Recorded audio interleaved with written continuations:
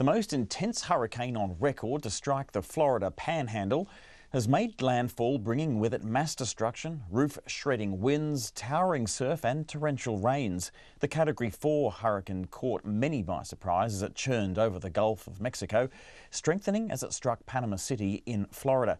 In a moment, we'll hear from CNN's Ryan Nobles in Tallahassee, but first, this report from Bridget Burke. This is the Pirates Cove Marina. It looks like a giant swiped away this steel building.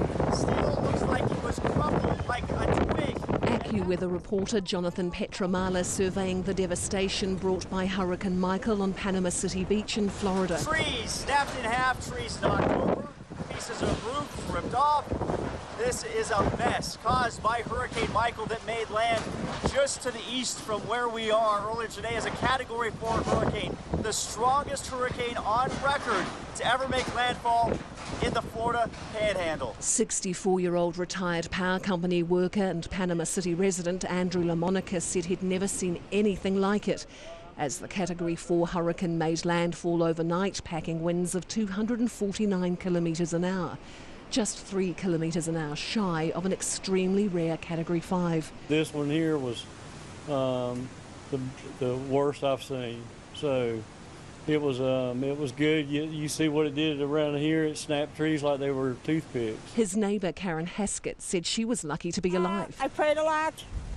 I was in a bunker, almost a bunker, and just prayers. And how half of this missed us, I have no godly idea. Florida Governor Rick Scott warned of unimaginable devastation and said he was deploying thousands of troops to help with evacuations and storm recovery. Hurricane Michael is the worst storm that the Florida Panhandle has ever seen, and one of the worst power storms to ever make landfall in the United States. We heard of significant impacts at Tyndall Air Force Base and many communities along the coast.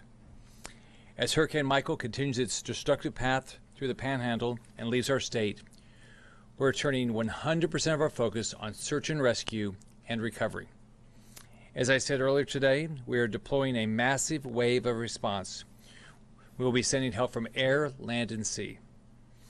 This includes thousands of responders for power restoration, medical search and rescue, law enforcement, food and water distribution, and every other critical resource. States of emergency have been declared in all parts of Florida, Alabama, Georgia and North Carolina, and hundreds of thousands of people are expected to be without power for up to a week, closing schools and businesses, as forecasters warned of storm surges of up to 4 metres. The US National Hurricane Center said Michael is expected to lose strength and become a post-tropical cyclone as it moves into the Carolinas. For Checkpoint, Bridget Burke.